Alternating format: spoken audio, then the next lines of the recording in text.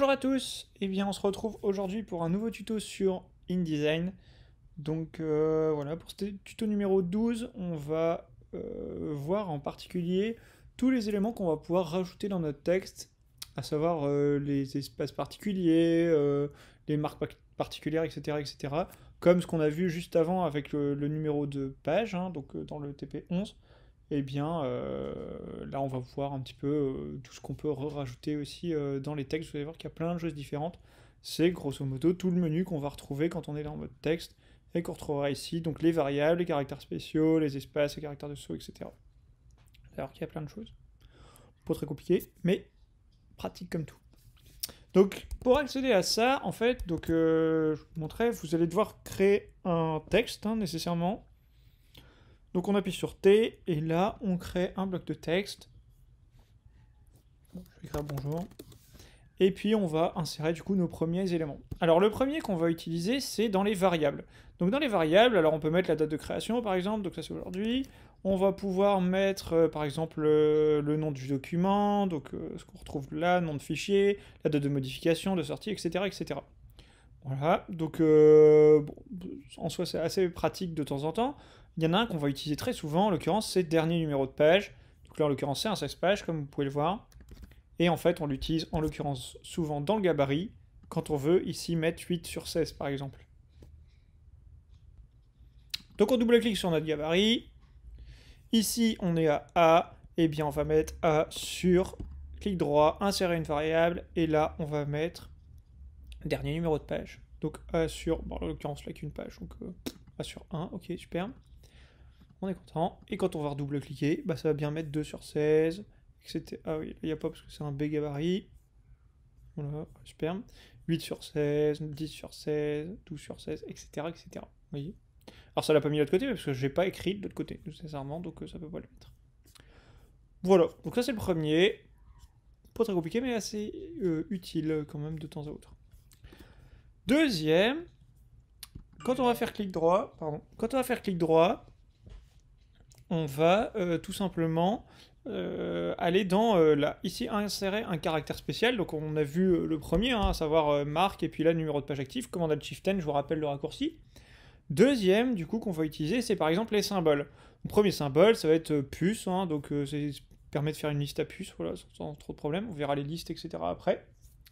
Il y a une autre façon pour mettre des puces en fait, tout simplement. Ou en tout cas de faire une liste à puces. Ensuite, on va pouvoir insérer par exemple le symbole du copyright, ou exactement le même, on va avoir le symbole de marque commerciale, donc TM, voilà. Donc ça c'est deux qui peuvent être pratiques aussi, ou alors sinon on fait des copier-coller, bien sûr. Et ensuite, on va avoir par exemple les points de suspension. Vous voyez, il y a une petite différence entre ces trois points-là et le fait d'écrire point, point, point. Vous voyez, c'est pas exactement le même espacement entre les trois. Donc ça sera différent. D'ailleurs ça c'est considéré comme une faute, de faire point, point, point, plutôt que de mettre des points de suspension. Ensuite, du coup, on va avoir pareil, un marque de paragraphe, marque déposée, etc., etc. Marque de paragraphe, c'est rien de très compliqué, c'est cet élément-là. Le deuxième, marque de section, ça va être une sorte d'accolade, enfin pas d'accolade, mais de paragraphe, voilà. Ça ressemble un peu à un paragraphe quand on l'écrit. Tout simplement, c'est pas les trucs qu'on utilise le plus en général. Ensuite, on va avoir du coup, donc les marques sont bien vues, les césures et tirets. Alors, les tirets, il y a plusieurs tirets différents. Donc, alors, soit le quadratin, en fait, le quadratin, c'est tout simplement une unité de mesure qu'on utilise beaucoup en typographie. Qu'on va voir ici après dans les espaces, il y a l'espace quadratin, l'espace demi-quadratin. En fait, tout simplement, c'est la largeur d'une lettre, enfin la hauteur d'une lettre sur les imprimeries à pression. Et voilà, donc c'est récupéré comme ça. À chaque fois qu'on change de lettre, ça faisait la largeur d'un quadratin, pardon. C'est exactement ça. En l'occurrence, là, je vais faire césure tiret quadratin, c'est cette largeur-là. En général, c'est la largeur d'un M à peu près, si vous voulez un peu une idée de la taille. Et donc si je fais un demi-quadratin, nécessairement, c'est comme si c'était un N, grosso modo. Donc on va faire clic droit, insérer un caractère spécial, tiret, demi-quadratin, et voilà. Vous voyez, à peu près, on est quasiment moitié, quoi, grosso modo. Donc, et ça a l'avantage, forcément, d'être être dépendant nécessairement de votre typographie, puisque plus elle sera grande, et plus le M sera grand, donc plus votre cadre atteint sera grand, forcément. Ensuite, on va avoir, ah oui, alors deux autres types de traits d'union. Donc je vais écrire bonjour encore une fois. On va avoir donc le trait d'union, enfin ce qu'on appelle le tiret conditionnel. Donc c'est celui-là. Le tiret conditionnel, par exemple, alors là je viens d'en mettre un, vous avez pas fait attention. Si je le mets là, je pense même pas que ça va marcher. Peut-être que non, ça marche pas. Et donc moi je vais le mettre ici en l'occurrence entre bon et jour. En fait le tiret conditionnel tout simplement c'est un tiret qui va être visible selon la mise en page que vous allez mettre en place. Ça veut dire quoi? Ça veut dire que là par exemple il n'y a pas besoin, puisque mon mot bonjour peut être visible entièrement, donc il n'y a pas de problème. En revanche, si je réduis ici mon rectangle, je vais réduire en hauteur aussi parce que je m'en fous, hop, voilà. Si je réduis ici mon rectangle, et bien tout simplement ça va couper au niveau entre le N et le J, puisque j'ai mis un trait d'union conditionnel à cet endroit-là, en fait tout simplement. Voilà, c'est assez pratique, hein. Parfois on galère un peu avec les mises en page, surtout quand on travaille sur du justifié par exemple. Je rappelle, un justifié c'est ce qu'on retrouve ici, ces trois-là, justifié à gauche, au milieu, à droite. Et donc en fait tout simplement, hein, ces éléments-là vont parfois faire des problèmes de mise en page, et ben on pourra rajouter du coup un tiret conditionnel qui permettra d'avoir une belle mise en page tout simplement. Et il en existe un deuxième qui est exactement l'inverse en l'occurrence, qui est ce qu'on appelle le trait d'union insécable. Donc on va aller dans insérer un caractère spécial, tiret, et là il y a trait d'union, pardon, insécable, juste ici. Donc on voit là. Et en l'occurrence, c'est ce qui permet de mettre, par exemple, je sais pas moi si on s'appelle Jean-Pierre, par exemple.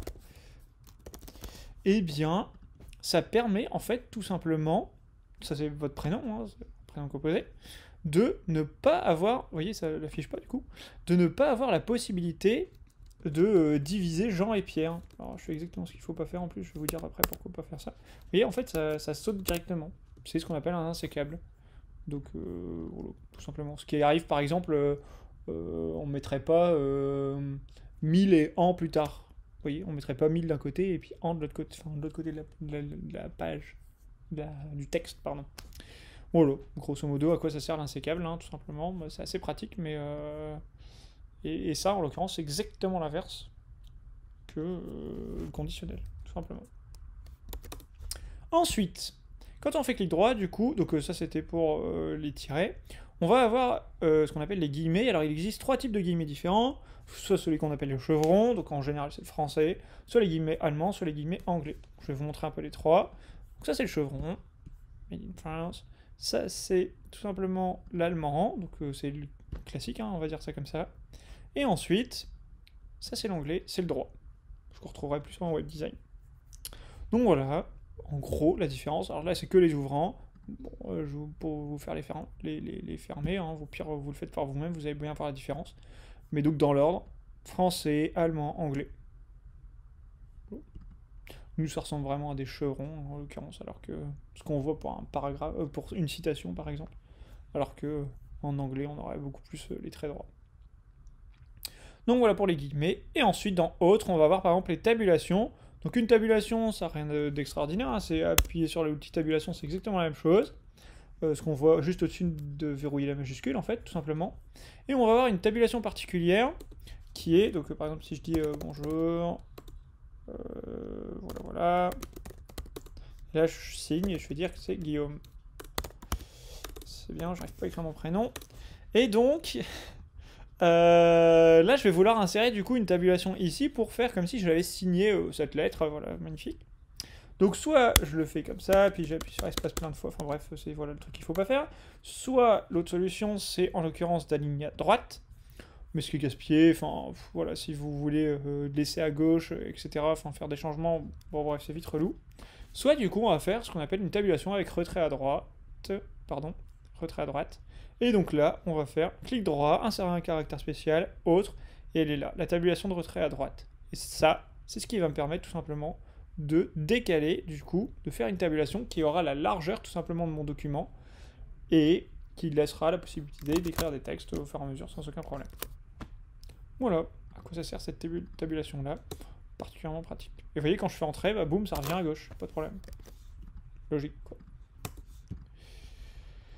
Ensuite, donc dans autre, voilà, il n'y a pas de... On peut faire des retraits aussi jusqu'à ce point-là, etc. etc. Le reste, vous verrez plus tard, les styles imbriqués, on les a pas encore vus, on les verra bien plus tard, vous verrez. Ensuite, au niveau des espaces, pas mal de choses différentes. Donc l'espace quadratin et l'espace demi-quadratin, bah, ça on a bien compris hein, déjà, enfin voilà, c'est la largeur d'un espace ou un demi-espace. L'espace insécable, c'est grosso modo exactement ce que j'expliquais juste avant avec Jean-Pierre, sauf que là, du coup, c'est pour 1000 ans. On ne mettra pas 1000 et plus loin en l'occurrence, on va mettre un espace insécable entre les deux, ce qui va permettre de pouvoir tout simplement ne pas décaler ça. Et ensuite, on va avoir du coup des espaces juste ici, qui auront des tailles différentes. Donc, par exemple, des espaces ultra fins, un tiers d'espace, un quart d'espace, un tiers d'espace, etc., etc. On va voir que c'est des espaces particuliers. Donc, je vais faire une lettre, par exemple. Ah, voilà. Donc ça, c'est un espace classique. Après, je vais remettre un. Et là, je vais faire un quart d'espace, ou un tiers d'espace. Allez. C'est là, hop, hop, tiers d'espace. J'avais déjà fait tiers d'espace, possible. Alors, on va faire un sixième d'espace, c'est pas grave.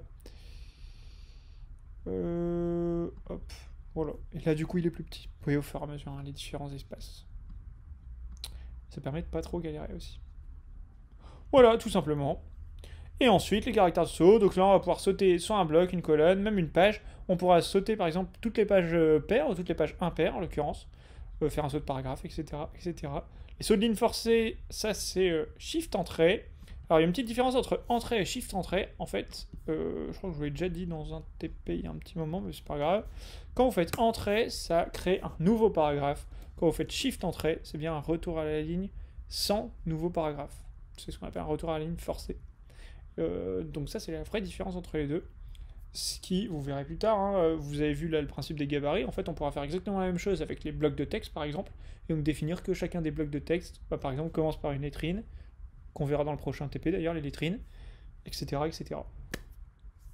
Voilà, bah je pense que c'est plutôt pas mal pour ça. Ouais, c'est à peu près tout. Voilà, si on veut remplir avec le test de substitution, c'est ici.